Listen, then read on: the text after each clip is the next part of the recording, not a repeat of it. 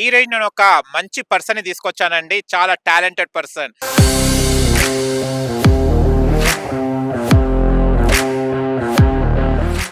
అందరికి ఒక్కొక్క టాలెంట్ ఉంటుంది. ఒక్కొక్కరికి ఇంట్రెస్ట్ ఒక్కొక్క దాంట్లో ఒక్కొక్క రంగంలో ఇంట్రెస్ట్ ఉంటుంది. అలాంటి ఇంట్రెస్టే మన మిసైల్ గౌడ్ అని కర్నూలు అబ్బాయి.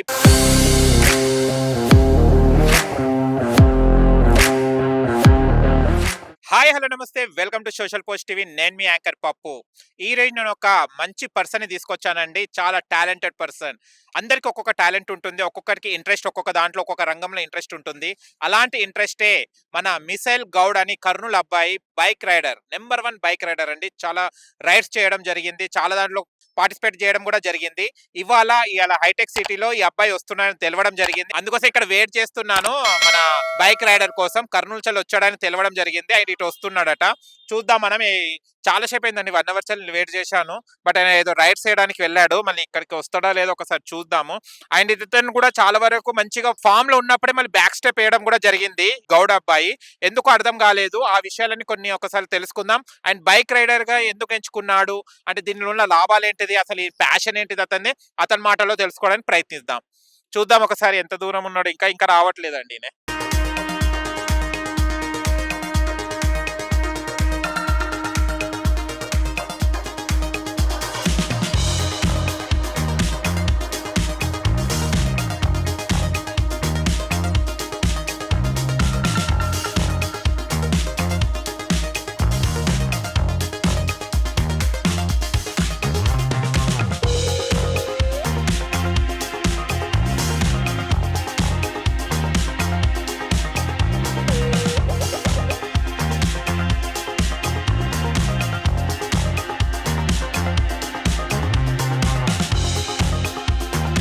బైక్ రైడింగ్ అంటే చాలా కష్టం అండి. ఎందుకంటే ఇంట్రెస్ట్ కూడా ఉంటుంది. బైక్స్ మనం ఇక్కడిక్కడ నడపాలంటేనే కానీ నేను కాంపిటీషన్ గా ఆయన ఏం చేస్తుంటాడు ఇతను అన్నది అతని మాటలు తెలుసుకోవడానికి ప్రయత్నిద్దాం.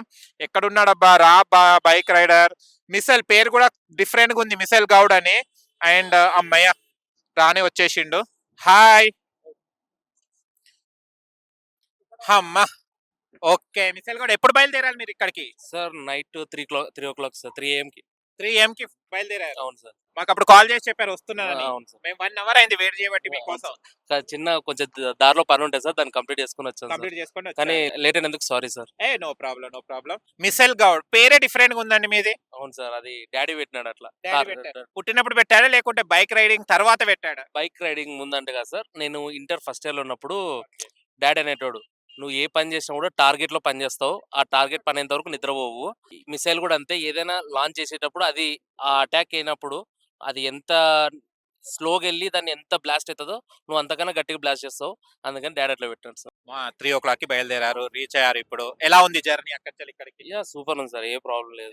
మీకు అలవాటు అయిపోయింది కదా. నాకు బైక్స్ అంటే ఇంకా అలవాటు, ఇంకా రైడింగ్ అన్న. మనమేమో బైక్ మీద వాళ్ళని నడుగులు పోతాయి అవి పోతాయి అని మనం ఆలోచిస్తున్న కార్లు వెళ్ళాలి లేకుంటే ఫ్లైట్లలో వెళ్తున్నాం. ఇతను మాత్రం బైక్ మీద వచ్చేసి ఈ ప్యాషన్ ఎక్కడి నుంచి వచ్చిందండి మీకు అసలు? సార్ నాకు ప్యాషన్ అనేది ఇంటర్ నుంచే ఉంది సార్. బైక్స్ వెళ్ళాలా, బైక్ లో వాళ్ళు ట్రావెల్ చేయాలా, ఒక చిన్న చిన్న మనుషులు ఎంత దూరమైనా సరే నాకు అడ్వెంచర్ ఇచ్చేది ఒక చిన్న జనాలే సార్. అంటే బీదోళ్ళైనా డబ్బోళ్ళైనా ఏదైనా సరే ఈ లోకంలో ఉన్న వాళ్ళందరితో తిరగాల, వాళ్ళతో మాట్లాడాలా, ఒక జర్నీ చేయాలా, వాళ్ళ కష్టాలు మన కష్టాలు ఎట్లుంటాయో డిఫరెన్స్ అనే వ్యక్తిగతంతోనే పోతున్నాను సార్. అది డాడీ చెప్పిన నేను.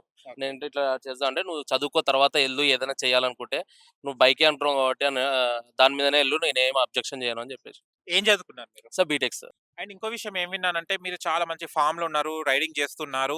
స్టెప్ బ్యాక్ వేయడానికి రీజన్ ఏంటిది? సార్ ఏం లేదు సార్, స్టెప్ బ్యాక్ అయినా లేదు. 1 year బ్యాక్ కొన్ని ఇన్సిడెంట్స్ అయినాయి సార్, ఫ్యామిలీస్ లో కొంచెం గొడవలు అయినాయి.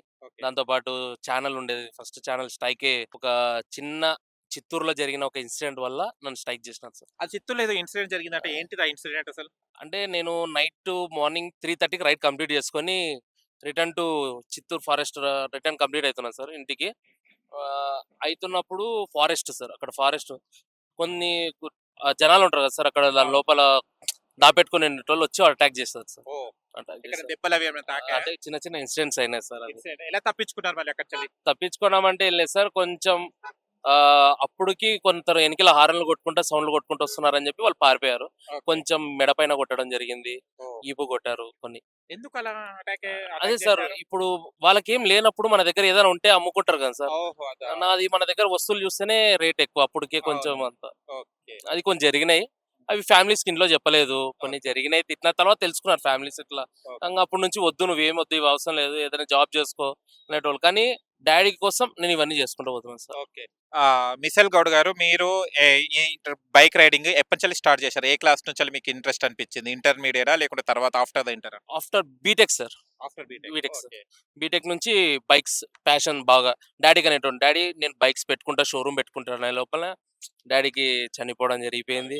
ఇంగ ఇవన్నీ నేనే చూసుకొని పోయింది. కొంచెం ఫ్యామిలీ ఇంట్లో కానీ నాకు సపోర్టర్ ఒకరున్నారు సార్ మా ఇంట్లో. ఓకే. ఏదైనా సరే నాకు కష్టం ఉన్నా, నష్టం ఉన్నా మా మమ్మీ చూసుకుంటది. మమ్మీ చూసుకుంటారు. మమ్మీ చూసుకుంటది. ఓకే. అంటే ఇప్పటి వరకు ఫ్యామిలీ రిలేటివ్స్ ఎవరు పట్టించుకోకపోయినా నాకంటూ మా మమ్మీ చూసుకుంటది సార్. ఓకే. కానీ ఇప్పుడు మీకు బీటెక్ చదివారు అంటే జాబ్ చేసి యూఎస్ఏకెళ్ళేసి అక్కడక్కడ వెళ్ళేసి మనం జాబ్ చేసుకోవాలనుకుంటారు గానీ, బైక్ రైడింగ్ వల్ల మీకు లాభం ఏంటిది? ఎలా మీకు మళ్ళీ ఫర్దర్‌గా ఫ్యూచర్ ప్లానింగ్ ఏంటిదసలు? సార్ ఫ్యూచర్ ప్లానింగ్ అంటూ లేదు సార్. నేను వరల్డ్ మొత్తం తిరగాలని ఉంది నా లైఫ్ మొత్తం. ఓకే. అంబిషన్‌లో ఒక వరల్డ్‌లో నాకంటూ ఒక పేరుండాలని, ఒక గుర్తింపు, మా డ్యాడీకంటూ ఒక నేమ్ ఉండాల. సరే ఫలానా అబ్బాయి ఈ ప్రపంచాన్ని తిరిగినాడు అనే ఒక పేరుండాలా. అంటే పైన మా డ్యాడీ చూస్తుంటాడు. నేనేం తప్పులు చేసినా, ఏం చూసినా మా నాన్న చూస్తుంటాడు. నాకే బాధ లేదు సార్ దాంట్లో. కానీ మా డ్యాడీతో నేను ఎక్కించుకొని తిరగలేదని ఒక బాధుంటది. కానీ ఫ్యూచర్‌లో బైక్ షోరూమ్ పెట్టాలని ఒక అంబిషన్ సార్ ఇంక. ఓకే. ఆ డబ్బు సంపాదించాలా. కొంచెం ఫ్యూచర్‌లో ఒక కర్నూల్‌లో ఒక బైక్ షోరూమ్ ఉండాలని నా కోరిక సార్. ఇప్పటి వరకు మీరు ఎన్ని ప్రదేశాలు, ఎన్ని ఏరియాస్ తిరిగారు? ఏ ఏ ఊర్లో సౌత్ తిరిగారు? మొత్తం కవర్ అయిపోయింది సార్. సౌత్ మొత్తం కవర్ సౌత్ అయిపోయింది. మొత్తం కవర్ అయిపోయినాక స్ట్రైక్ పడిపోయింది. ఎన్ని డేస్‌కి? సార్ మొత్తం స్ట్రైకు అదంతా కలపక ముందు ఒక 43 డేస్ జర్నీ చేసినాం సార్ మొత్తం. 43 డేస్. మొత్తం. ఓకే. సౌత్ మొత్తం 43 డేస్‌లో కవర్ 43 డేస్ చేసేసారు. కవర్. ఎలా ఎలా స్టార్ట్ చేస్తారు? ఎలా ఎండ్? ఎన్ని అవర్స్ మీరు డ్రైవ్ చేస్తారు? Sir first riding start October 19థ్ సార్. ఓకే. బండి తీసిన డేట్ అక్టోబర్ 19థ్.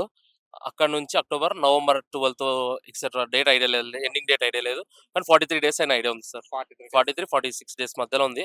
ఇగ ఫస్ట్ రైడ్ ఇక్కడ నుంచి కన్యాకుమారి రైడే వెళ్ళాను సార్. అచ్చా! అది ఎందుకెళ్ళానంటే నాగ చైతన్య గారి సినిమా చూసా సార్. ఓకే. సాహసమే ఆ! ఆ సినిమా చూసి ఫస్ట్ రైడ్ ఆయన వెళ్ళాడు. మనం కూడా ఫస్ట్ రైడ్ కొడదాం అని కన్యాకుమారి 1 ½ డే వెళ్ళాను. అక్కడికెళ్ళేసి వచ్చారు. అక్కడ నుంచి డైరెక్ట్ మన కేరళ తిరువనంతపురం కంప్లీట్ చేసుకున్న. Thiruvananthapuram to Rameswaram, Rameswaram to Dhanushkodi, Dhanushkodi to Chennai, Chennai to Madurai, Madurai to Goa, Goa to Pondicherry అలా ఎక్సెట్రా సంథింగ్ మొత్తం ఇవన్నీ తిరిగేసి మొత్తం వచ్చారు. A to Z sir. South మొత్తం కవర్. ఇప్పుడు నెక్స్ట్ ఈ 1 మంత్ 2 మంత్స్ తర్వాత డైరెక్ట్ లడాక్ మొత్తం సార్. నార్త్ మొత్తం కవర్ చేయాలని. నార్త్ మొత్తం కవర్ చేయాలని. ఇవన్నీ మీకు స్పాన్సర్స్ ఎవరున్నారు? మీరేనా? లేకుంటే ఎవరైనా స్పాన్సర్స్‌ని తీసుకుంటారా మీరు? లేదు సార్ కొంతమంది స్పాన్సర్స్ ఉన్నారు. ఓకే. దాంతో పాటు నాకంటూ కొంచెం మనీ ఉంది. నేను చేస్తున్నాను సార్ ఏమైనా ప్రమోషన్. రివార్డ్స్, అవార్డ్స్ ఏమైనా వచ్చాయా? లేదు వచ్చాయి సార్ కొన్ని ఉన్నాయి ఇంట్లో. కొన్ని ఉన్నాయి. కొన్ని ఉన్నాయి సార్. హోండా కంపెనీ వాళ్ళవి అచ్చా! అట్లా BMW వాళ్ళ కొన్ని స్పాన్సర్స్ ఉన్నాయి సార్ ఇంట్లో. ఏమన్నా బ్రాండ్ అంబాసిడర్‌గా ఎవరైనా పిలిచారా? ఎవరైనా కంపెనీస్ వాళ్ళు మీకు? సార్ హోండా వాళ్ళే సార్. హోండా వాళ్ళు. చేస్తున్నారా? అయిపోయిందా? లేదు సార్ ఇప్పుడు వద్దన్నాను. ఓకే. టార్గెట్ ఒకటి అనుకున్నాను సార్. అది ఇప్పుడే చెప్పకూడదు. ఆ టార్గెట్ అయిన తర్వాత చెప్తాను. రివీల్ చేద్దామని ఉన్నాను. ఇంకొకటి ఏందంటే మీరు కూడా కేసెస్ అయ్యి జైల్‌లో ఉన్నారని మాకు వినికిడి. లేదు అది ఎంతవరకు నిజం? లేదు సార్ అంత పుకారు సార్ అది. ఆహా! అది పుకారు. జైలుకైతే ఎళ్ళలేదు. ఓకే. ఎళ్తే గూడా అది పుకార్లు నాకంటూ శత్రువులు ఉన్నారు సార్. ఓకే. మంచి చెప్పేటోళ్ళు ఉన్నారు. చెడు చెప్పేటోళ్ళు ఉన్నారు. జైలుకైతే ఎళ్ళలేదు సార్. నో వెళ్ళలేదు. Criminal cases. ఈ ఫీల్డ్‌లో ఉన్నప్పటి వరకు క్రిమినల్ కేసెస్ మళ్ళీ లేవు. ఎందుకు ఆ రూమర్ వచ్చింది? అది డ్యాడీని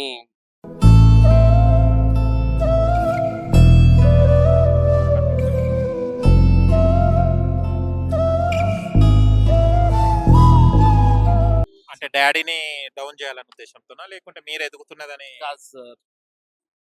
నేను బీటెక్ సెకండ్ ఇయర్‌లో ఉన్నప్పుడు డ్యాడీని చంపేశారు. Oh my God! అది దానివల్ల కొంచెం ఎదుగుతున్నా అని జెప్పేసి